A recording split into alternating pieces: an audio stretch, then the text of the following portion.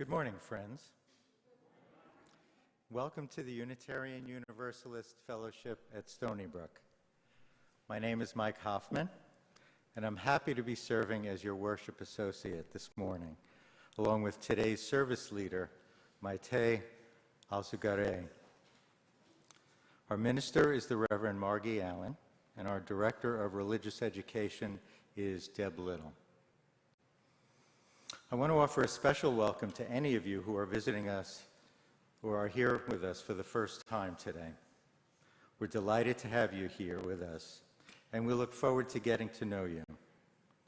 Please plan to stay following the service and join us as our guests for coffee hour, where you'll find lots of friendly folks to answer any questions that you may have about us. Unitarian Universalism is a liberal religion with a living tradition and an orientation towards inclusion. Also, diversity, equity, and social justice. We have no theologic creed you must accept to belong here. We're a community of seekers, united by our 7 principles and guided by our 6 sources of wisdom, which you will find on the back of your order of service. You'll find lots more information on our website at UUFSB.org and our denominational website at UUA.org.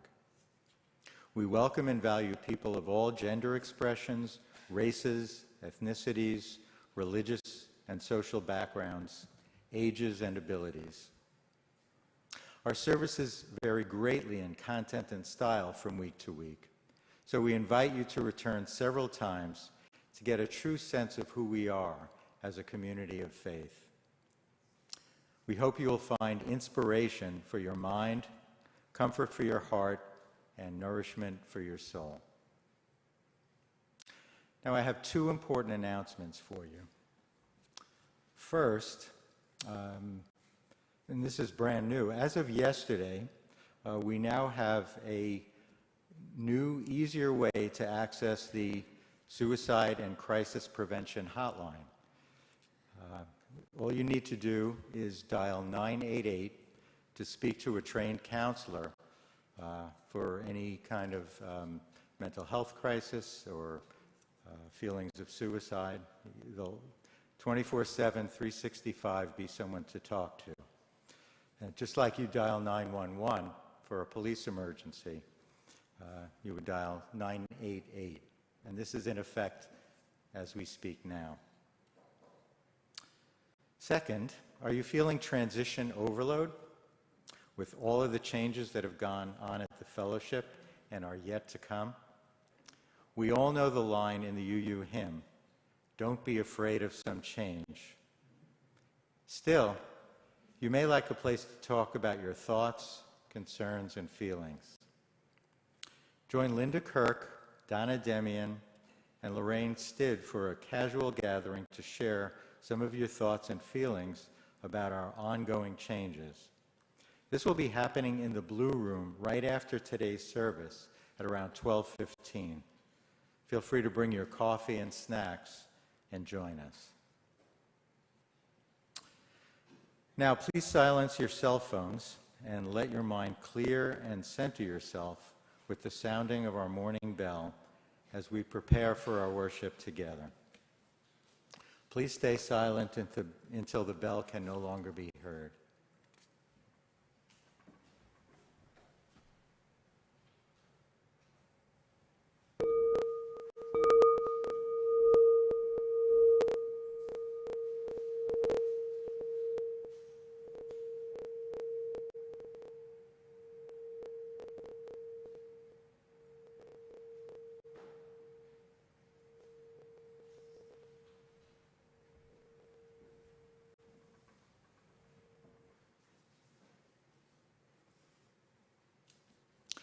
I've asked Jeff Kochnauer to come forward to light our chalice this morning.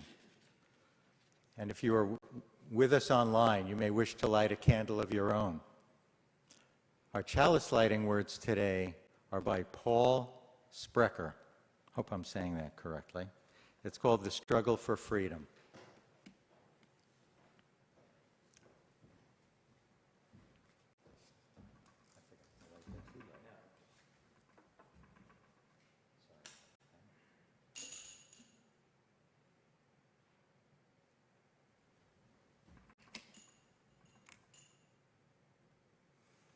We light this chalice in memory of the courage of those who have struggled for freedom, the persistence of those who've struggled for justice, and the love of those who've built beloved communities to carry on the light of hope.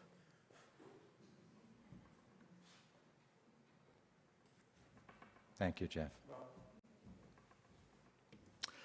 Our opening music is the Ukrainian national anthem by Mikhailo Verbitsky and performed by Peter and Didi.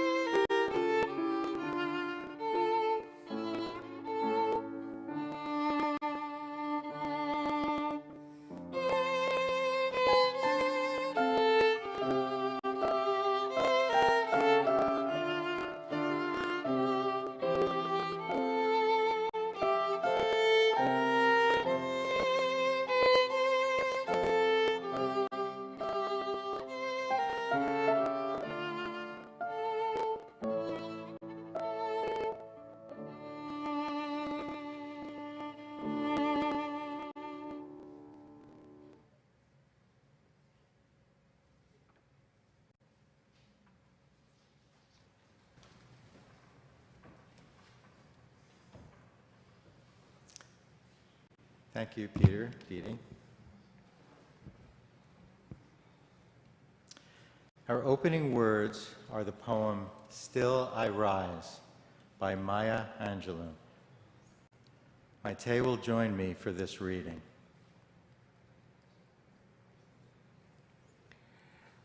Still I Rise by Maya Angelou. You may write me down in history with your bitter, twisted lies. You may trod me in the very dirt, but still, like dust, I'll rise. Does my sassiness upset you? Why are you beset with gloom? Because I walk like I've got oil wells pumping in my living room. Just like moons and like suns, with the certainty of tides, just like hopes springing high, still I'll rise. Did you want to see me broken, bowed head and lowered eyes, shoulders falling down like teardrops, weakened by my soulful cries? Does my hardness offend you? Don't you take it awful hard, 'cause I laugh like I've got gold mines, digging in my own backyard. You may shoot me with your words, you may cut me with your eyes, you may kill me with your hatefulness, but still, like air, I'll rise. Does my sexiness upset you? Does it come as a surprise that I dance like I've got diamonds at the meeting of my thighs? Out of the huts of history's shame, I rise. up from a past that's rooted in pain, I rise. I'm a black ocean leaping and wide, welling and swelling, I bear in the tide. Leaving behind nights of terror and fear, I rise. into a daybreak that's wondrously clear. I rise. Bringing the gifts that my ancestors gave, I am the dream and the hope of the slave. I rise. I rise. I rise.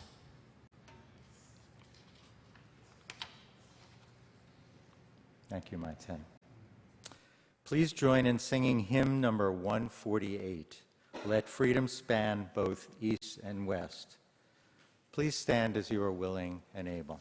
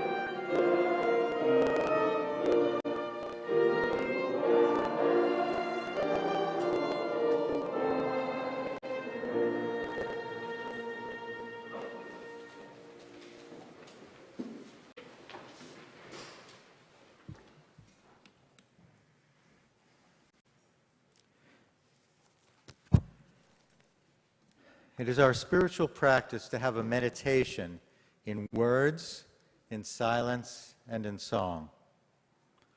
I will start with Summer Meditation by Robert T. Weston. Then we'll have 1 minute of silence, and we'll come out of the silence with hymn number 123, Spirit of Life. If you don't know it, you may want to have your hymnal open to that page. Now blows the wind with a soft, relaxing warmth. The sun beats down. The schools are out. Children swarm in the playgrounds and the streets, and eager city folk, vacation-bound, crowd the broad highways. The lakes and seashores lose their solitude, and all the world seems turned to carnival. What of ourselves? There could be now deep peace, a time for soul searching. We might turn to examine our own lives, to sort and probe our tendencies of thought, to sift the true from false in the things of doubt, the beautiful from ugliness unmarked. The sun beats down. It is time for pause. Even the trees seem resting for a time, as if to meditate and gather strength for the more strenuous times that lie ahead. And shall not we? Here's the unfinished clay, half molded, that still waits on us to think what we have been and as we are still yet to become.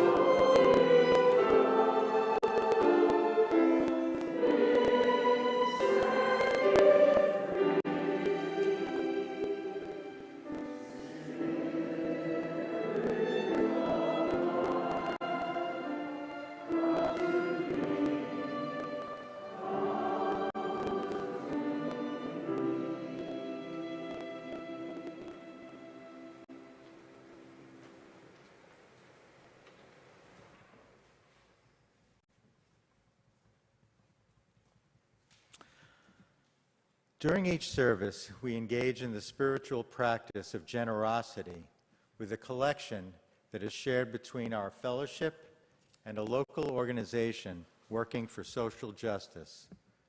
This is consistent with our UU principles. The Share the Plate recipient for the month of July is Island Harvest, Long Island's largest hunger relief organization. Their volunteers and staff deliver millions of pounds of food to a network of 570 food pantries, soup kitchens, and other organizations offering feeding services to those in need. They also sponsor a great summer food serving program for kids in 70 community locations all across Long Island, including schools, libraries, and recreation centers. The program offers free lunch during a time of year when school lunch programs are not available. Their two newest programs are their Giving Gardens and their Healthy Harvest Farm, which you'll learn more about in future summer services. As families continue to struggle during this not quite over yet pandemic, our contributions to this organization can make a real difference. Island Harvest provides high-quality food and food advocacy, education, resources, and services to our neighbors in need. At this time of great need, let's support them generously in their work. As our board members pass the plates here, those of you online attending virtually will find the link to the donate button on our website in the chat, while we all enjoy the music of Peter and Dee Dee.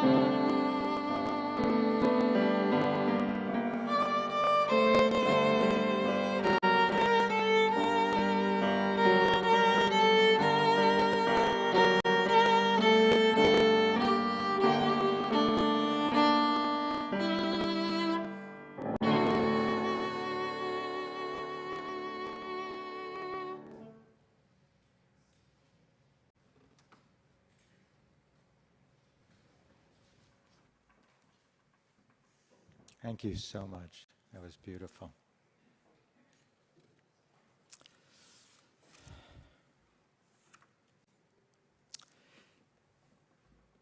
It is my absolute pleasure to introduce our speaker, Maria Teresa Alzugaray, or Mayté. She is a new-ish member of our congregation. I first met her during our virtual services, and I'm thrilled to be working with her today. Mayté is originally from Cuba, having lived for long periods of time in at least 6 different countries. Mayté's formative years were spent in Cuba and Ukraine, where she received most of her education and became the mother of 2 sons. Mayté received her PhD in mathematical analysis in Portugal, where she taught for 10 years at university level. Since 2005, Mayté has taught mathematics at Suffolk County Community College Award for Excellence in Teaching. She formally joined our congregation last October and attended our services and meetings for about 6 months before that. One of her main hobbies is Cuban salsa dancing, which she hopes to introduce as a permanent activity in our congregation. She hopes to introduce, She also enjoys volunteering as a member of our landscaping committee. And this morning, Mayté shares her reflections on courage, principle, and resilience in her talk about the book, Journey into the Whirlwind. Mayté?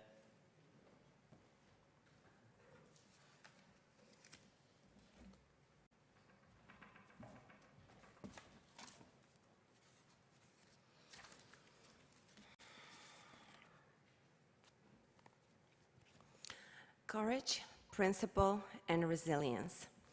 Hello, my name is Mayté Alzugaray. Today I'm sharing about a book that I read more than 30 years ago. Its English translation is called Journey into the Whirlwind. It was written by a remarkable woman, intellectual, and pedagogue. Her name is Yevgenia Ginzburg. The real title of the book in Russian is Krutoy Marshrut, which means steep or hard road. Ginzburg didn't know if she was ever going to be able to publish her book in her country, the USSR. Before explaining how this book influenced my life, I need to share a bit about my background. I am originally from Cuba, where my parents, siblings, and extended family live to this day. I am the only one who has emigrated. Due to the U.S. embargo of the island and the restrictions imposed by the previous U.S. administration, it is almost impossible for my family to visit me.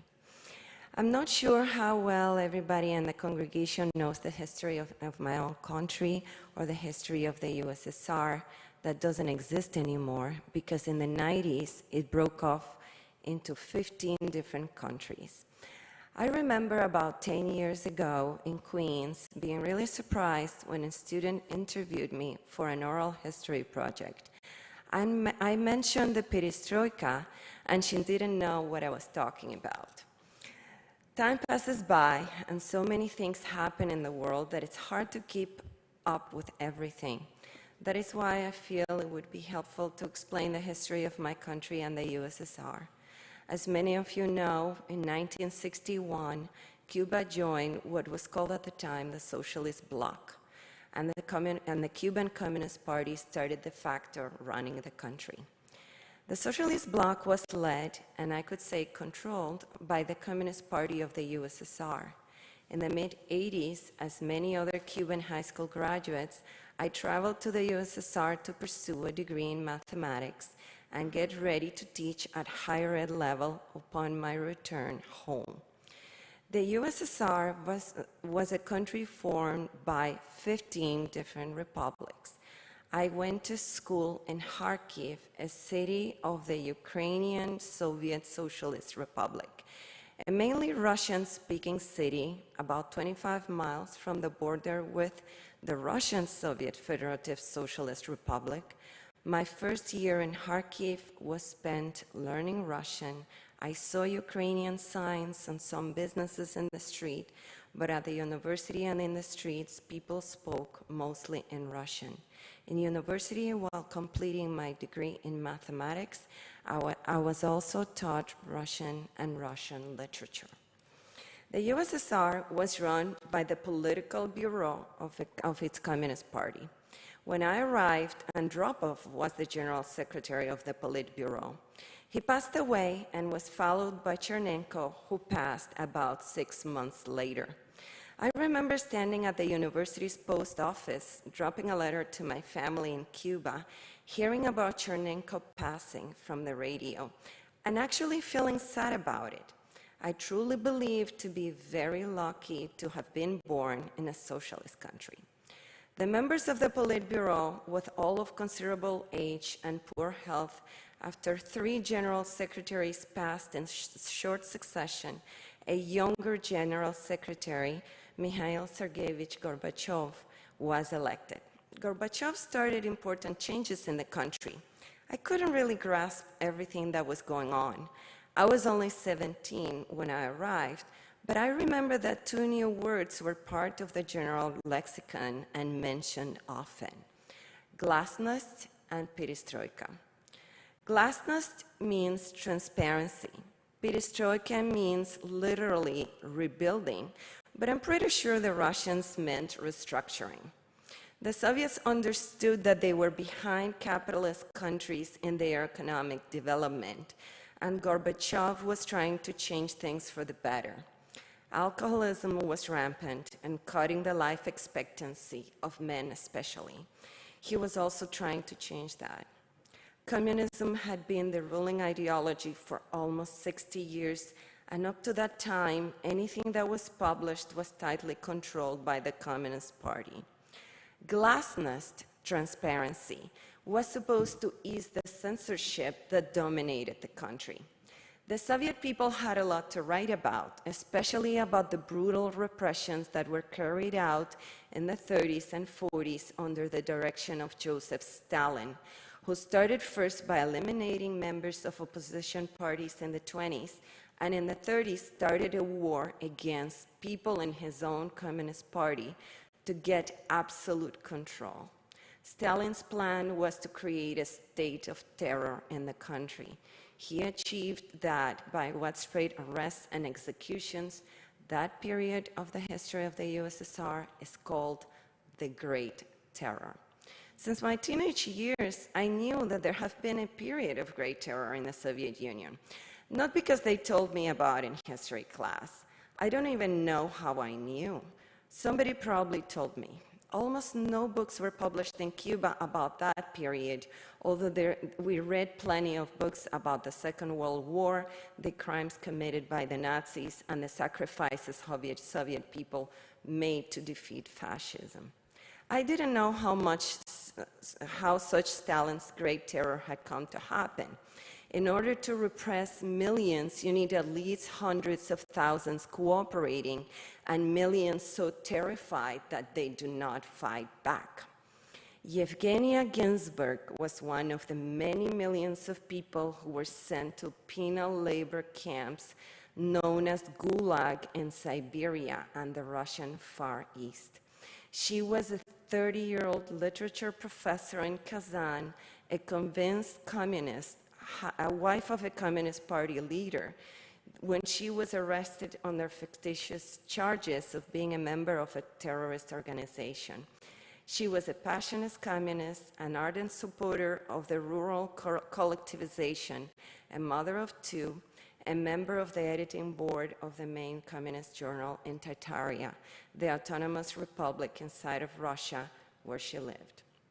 In 1937, Ginzburg was sentenced to 10 years in jail in isolation. In fact, she spent 2 years in jail and the best part of 18 years in the camps.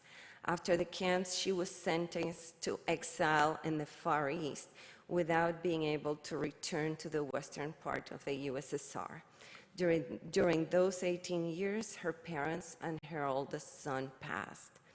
After the hell she lived through, Ginzburg decided to write in detail about everything that happened to her. Ginzburg was arrested in the prime of her life. She was a strong and sensitive woman with an impressive memory, a terrific writer with erudite knowledge of world history and literature, and a poetry lover. She also had an enviable capacity for work.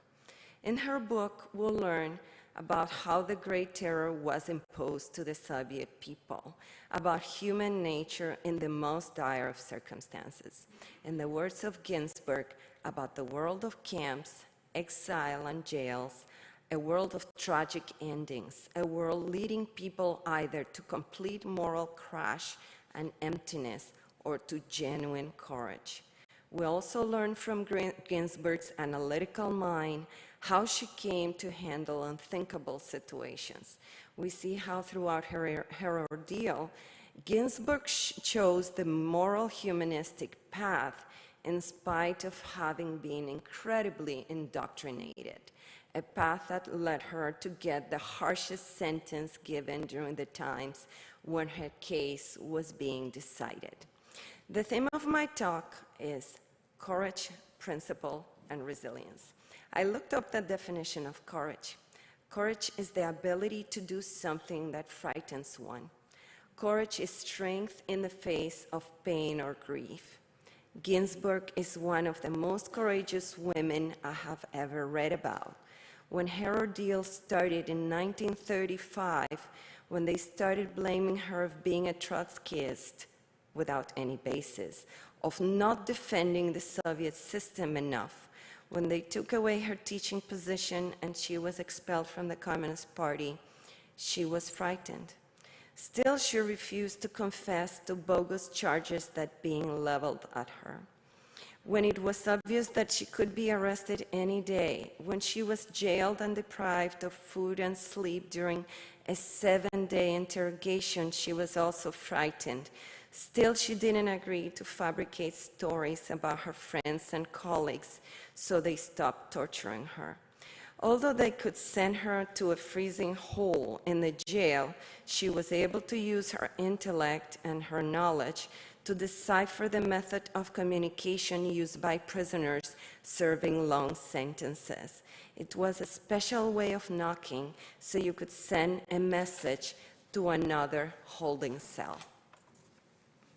Stalin was able to orchestrate this great terror by scaring people into lying about each other to save their own jobs, lives, and families. Some people thought that this was organized by low-level saboteurs and Stalin didn't know what was going on, that he was being lied to. Other people thought that the best way to beat this system of incarceration of millions was to tell on as many friends and colleagues because they can't arrest everyone, right? These people thought the system would collapse by everyone accusing each other. Hundreds of thousands of members of the Communist Party were very confused. They didn't understand how the party they had worked so hard for was betraying them. Ginzburg debated all of this by knocking on the wall of her cell with other prisoners. She decided to follow her principle of not lying about herself and her humanist principle of not causing the arrest of anybody. She wrote, "No, I couldn't act that way. If the dogmatic skills that were instilled in me by my whole education have such deep roots that I cannot carry out an independent analysis of the situation in the country and the party, I am going to guide myself by the voice of my conscience. That means telling the truth about myself, not signing any provocative inventions about myself or others, not telling any names, not believing any sophistry, justifying lies and fratricide." Yevgenia Ginzburg's courage came from her humanist principle that even dogmatic indoctrination could not erase. In 1937, Ginzburg was finally sentenced to 10 years of incarceration in the most strict isolation, followed by 5 years without citizens' rights. The 10 years of isolation turned into 2. They were running out of space in the isolation jails, followed by 16 years of penal labor in a gulag camp and exile. At the camp, with other women, she worked outdoors, cutting trees in temperatures under -50 degrees Fahrenheit without proper clothing until complete exhaustion. She lived in barracks in inhumane conditions. Political prisoners like Ginzburg were being constantly abused physically and emotionally by a system designed with that purpose, and by the criminal prisoners who shared the camps with them and who often ran the forced labor at the Gulag camp. Many committed suicide. It is believed that 18 million people were sent to the camps, and 5 million of them never returned. Ginzburg brilliantly described what all of them went through. During my time in the USSR, I noticed that in the Soviet schools, students were expected to read all the classics, write essays about the main books by Tolstoy, Dostoevsky, Gogol, Turgenev, and know Pushkin's and Lermontov's poetry by heart. The Soviets held the Russian classics in high regard. In popular jokes, proverbs, and even stand-up comedy, phrases by their main writers often come up. Unfortunately, knowledge of the writings of such great minds didn't protect them against atrocities in their society. On the other hand, having a tradition of appreciation of literature ensured that there were people who wrote about the atrocities with incredible word mastery. What Yevgenia Ginzburg wrote about is horrifying, but her sensitivity, her erudition make it such a read that once I started reading her memoirs, I couldn't stop. In her book, there are words one doesn't use often, but you can't replace them by anything more common. Her language is sophisticated without being pretentious.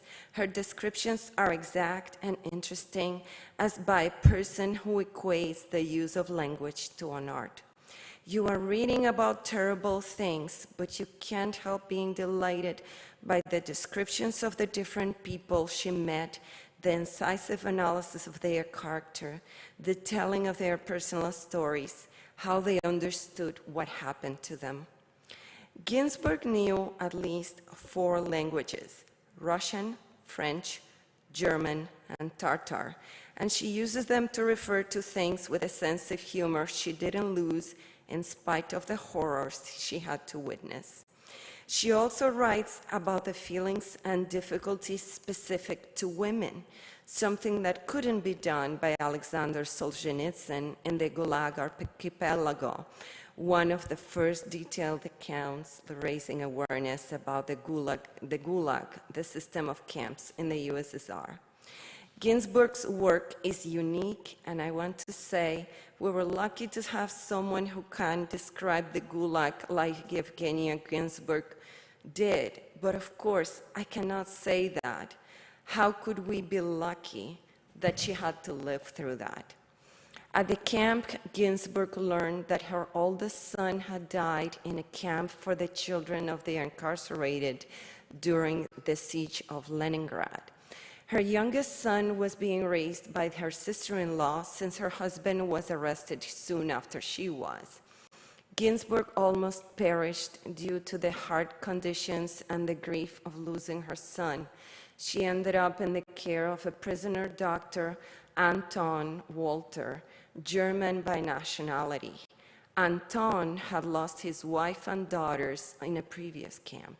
They fell in love. They were caught by the camp's administration, who separated them by sending him to a camp out of which not many came out alive. Fortunately, they survived and were able to reunite once they were both released, but still forced to live in exile in Kolyma, in the far east of Siberia.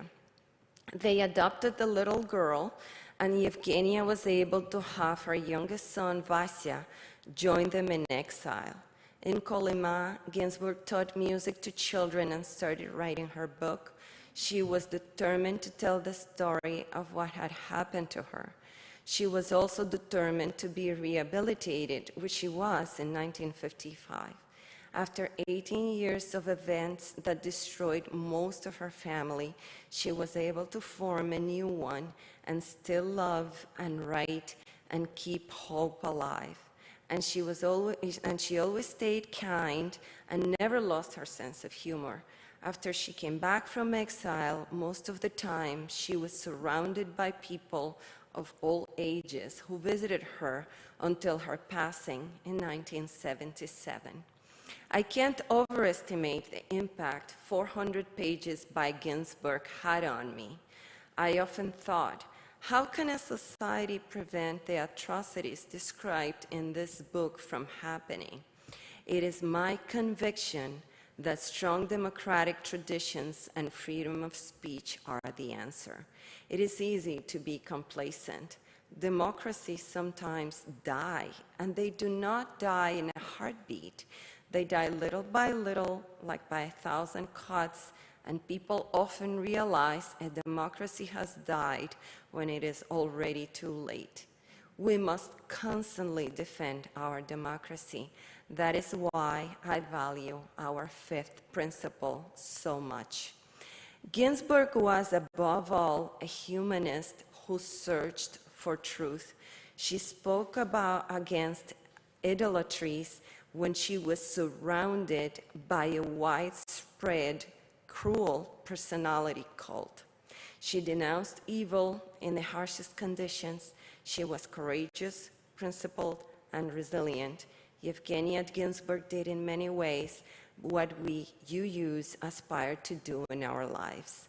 She was hardworking and curious, feminine, compassionate, and admired by many.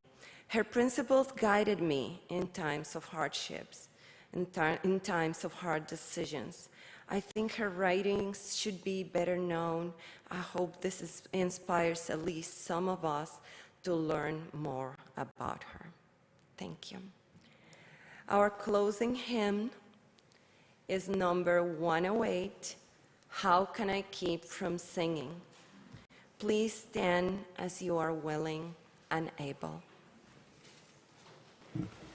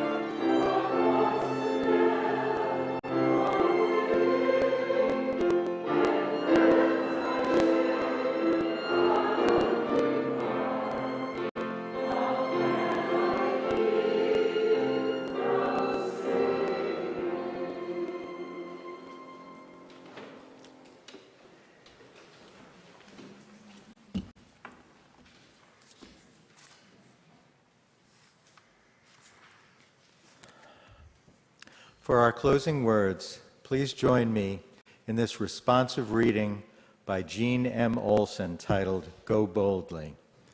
These are printed in your order of service.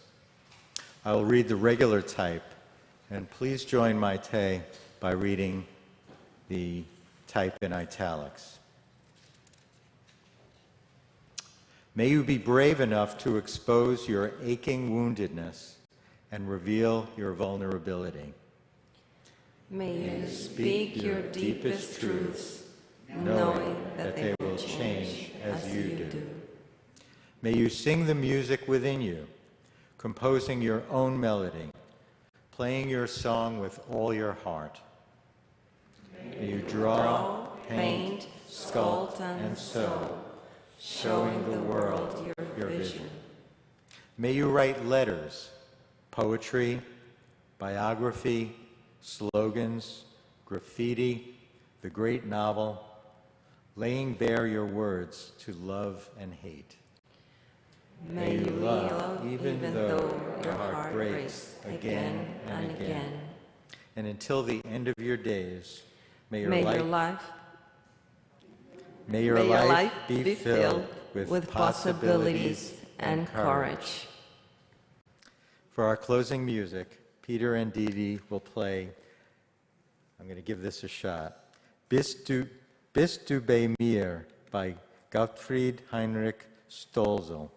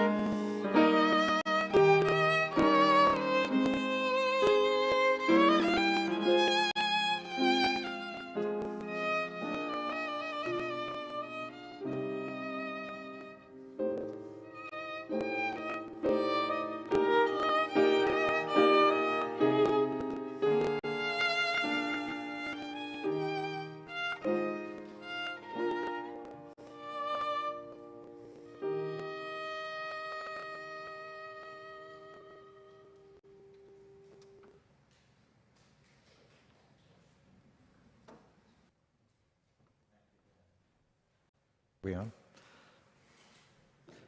Peter and Dee Dee, you're such amazing musicians. Thank you so much.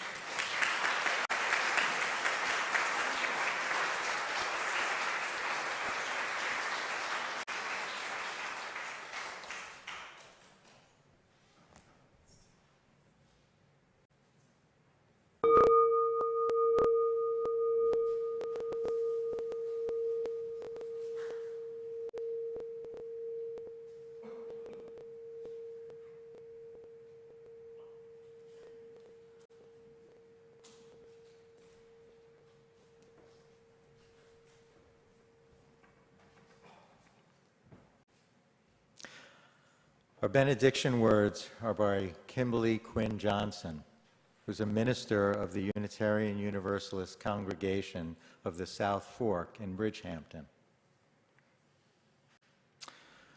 We are the ones we have been waiting for. We're not perfect, but we are perfectly fitted for this day.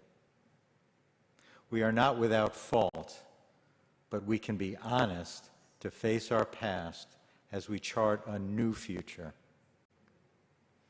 We are the ones we've been waiting for. May we be bold and courageous to chart that new future. May we have faith in a future that is not known, for we are the ones that we have been waiting for. Amen. Go in peace.